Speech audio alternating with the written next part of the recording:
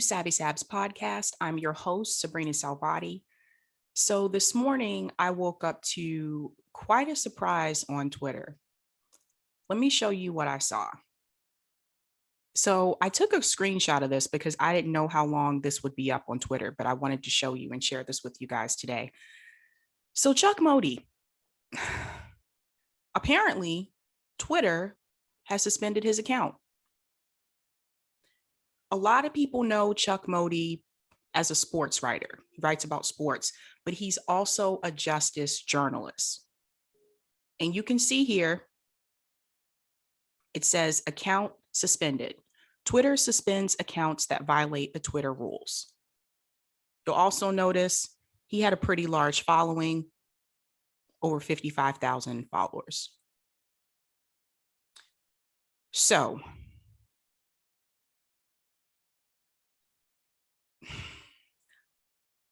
I don't know the exact details as to why his account was suspended, but I do have my suspicions.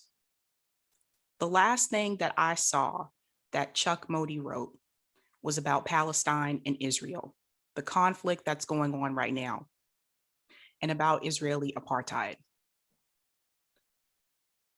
If they did not suspend his account because of that, I'd be surprised. If it's something else, I'd just be surprised. I question the timing of it. The timing is suspicious.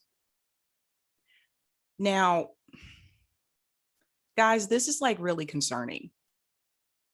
This is someone who is a writer, an actual journalist, and they shut him down. I just keep thinking back to when a lot of people were happy that Twitter suspended Trump's account. And it's just been getting worse and worse. Like the censorship is becoming a problem. There's something I want to show you from Chuck Modi. All right, so this is a tweet from activist Awkward. A lot of you guys know Awkward. You follow him on Twitter. Very popular activist. He's doing really good work, and he's for abolition. A while back, Awkward had an interview with Chuck Modi. So Awkward shared this interview on Twitter today. And this interview and this clip right here is about what happened on January 6th in DC. Listen to what Chuck says. I was there on January 6th, okay? And I was there on the lawn. I was standing on a pile of folded up chairs to get a big view. And I'm with a couple of independent media colleagues, and we're looking at each other and we're like, okay, the tear gas is coming now. Okay, the tear gas is coming now. Okay, it's about to come now.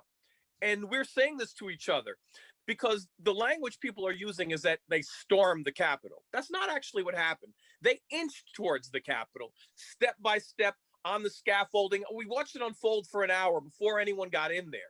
At any time, they could have unleashed the same tear gas that they did all summer on protesters. They did a little light smoke bomb, but it was like nothing to really move people out of the way, nothing to stop people. We're waiting for the rubber bullet. Where are the rubber bullets at? Because we know I interviewed probably 15 people hit by rubber bullets.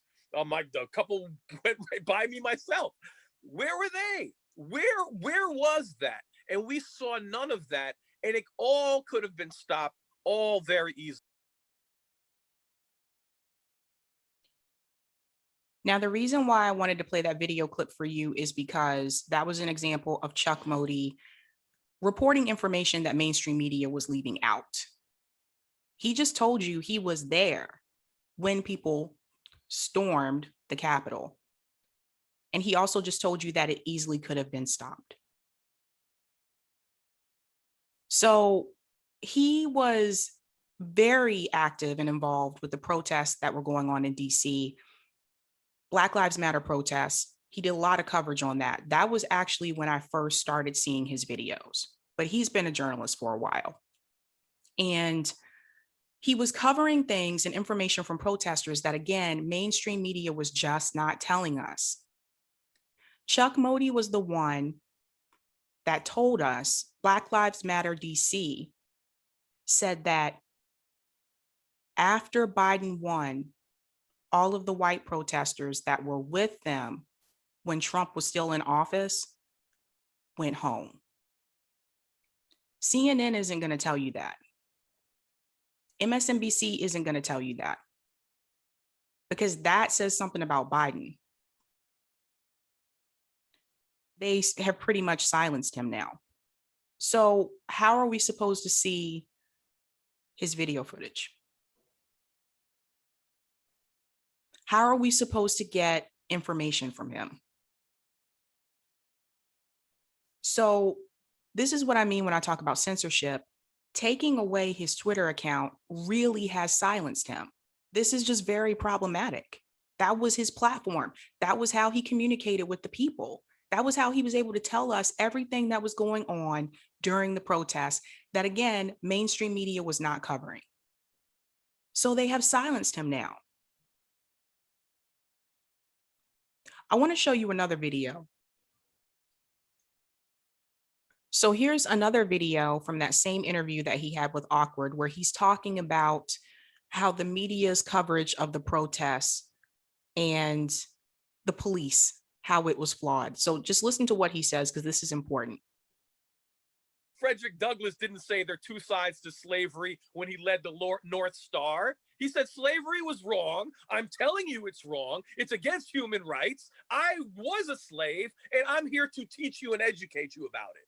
Ida B. Wells did not say there are two sides to lynching. She did not say, let me get the perspective of the lyncher and interview the lyncher. No, she did not do that. She said lynching is wrong. It's a human rights crime, and I'm here to teach you about this oppression. So the journalists today who are anti-lynching, which is police lynching, because lynching is getting away with murder, the journalists today who are anti-mass incarceration, which is the descendant of slavery, we don't believe there are two sides to these subjects. We believe that the masses have to be educated, and what we're doing is amplifying the voices to educate the masses who are 100% wrong. We're not going to debate this. We condemn lack of human rights, period. So you can see right there, he told you the reason why he's doing this is to educate people.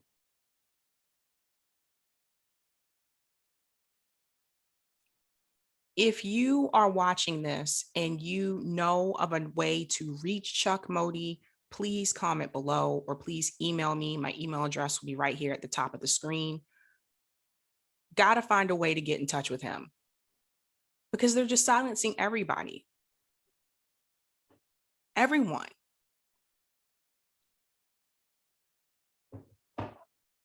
Anyone that speaks against the narrative that mainstream media is putting out.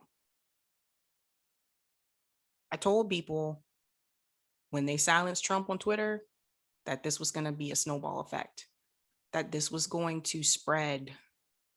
It wasn't just going to be right-wing people that they went after. And we're seeing that.